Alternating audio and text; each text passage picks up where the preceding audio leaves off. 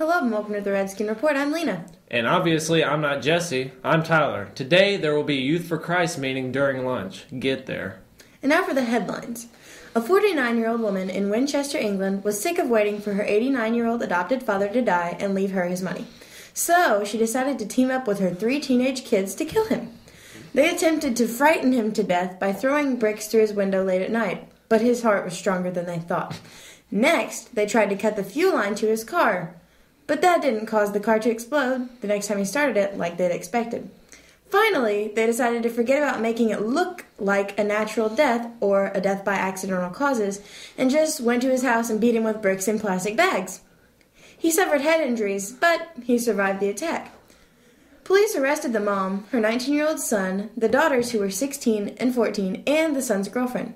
They were able to solve the crime because the family searched for ways to kill him on Google. Among the searches, the family tried the easiest way to kill an old person, 1,000 ways to die, how to kill someone, and 10 easy ways to kill someone with no trace. They also researched mushrooms, but decided they wouldn't be able to pull off poisoning. All 4 family members and the girlfriend have been sentenced to at least 2 years in prison. See, this just shows that Google can be good and it can be bad. Just the internet has been this big thing.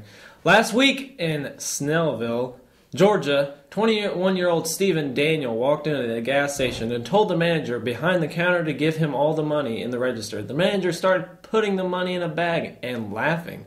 Why? Because Stephen clearly hadn't bothered to take a look around before the robbery, or he would have realized there was a cop in line right behind him.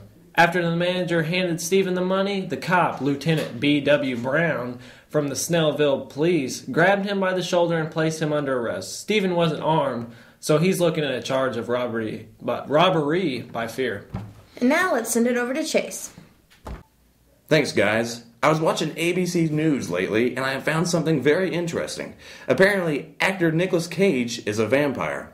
I dug for the truth in this week's Field Report. Is it possible that actor Nicolas Cage could be a vampire? Recently, an antiques dealer found a photo of a man resembling Cage, which brings up a point. Maybe Cage is an immortal. I went to Nicolas Cage expert Google and found some startling results. Nick has had some demonic roles, including a satanic biker, and he even played himself in Vampire's Kiss. And now it makes sense that a Transylvanian demon would come to our country to learn our national treasures, to learn our weaknesses. But maybe I was wrong, so I went to Nick's playground, the dark streets of the night, to get other opinions. Alright, and you guys, your names are? Chris, Adam, Monica. Alright, do you guys believe that Nicolas Cage is a vampire? No.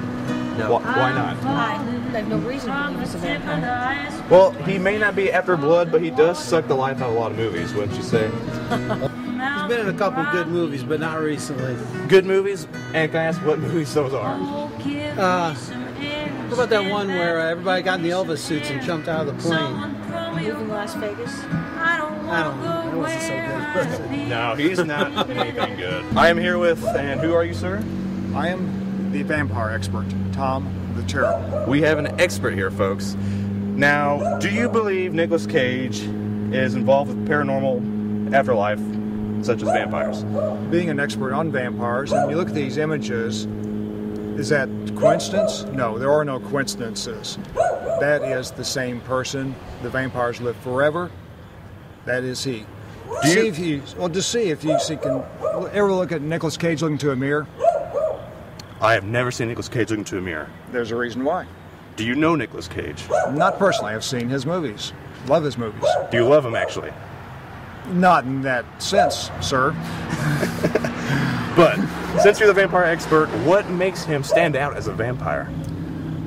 One of the things in a movie he was in many years ago, The City of Angels. Anyone seen that movie? I have not seen that movie. Check the movie out. City of Angels. He played a very dark, supernatural character, and in that movie... Are you sure he wasn't being himself? Because he is known to be a dull and boring person. No, he was not a dull and boring person in this movie. But he played an angel, a supernatural type of character, which would tie in with vampire. And in this movie, he said, quote, "Some things are true, whether you believe in them or not." So So he was kind of telling everybody, hey, I'm a vampire, watch out. Didn't use those words, but yes, he was foreshadowing it. you might say that. Well, Tom the Terrible, thank you so much. It has been real. It has been. Like every Nicolas Cage film, there are mixed opinions. So it's up to you. What do you believe in? Hello, welcome to sports. Andrew's missing in action today. Well, the high school boys are going to play in the championship game against Century today at Shawnee College, or when you watch this, it would be yesterday. And the junior high boys are apparently going to state, and they're going to play today, or when you watch this, yesterday. So, that's sports with Big Tuna and Bubba Tick. Thanks, guys. And for the last story of the day, Amanda Knox was released from Italian prison. I'd like to remind all you guys to come out Saturday for the softball tournament. You can cheer on my team, the Purple Huffies. Woo! I'm on the team! Yeah. Anyways, that's all we have for today. See you next week.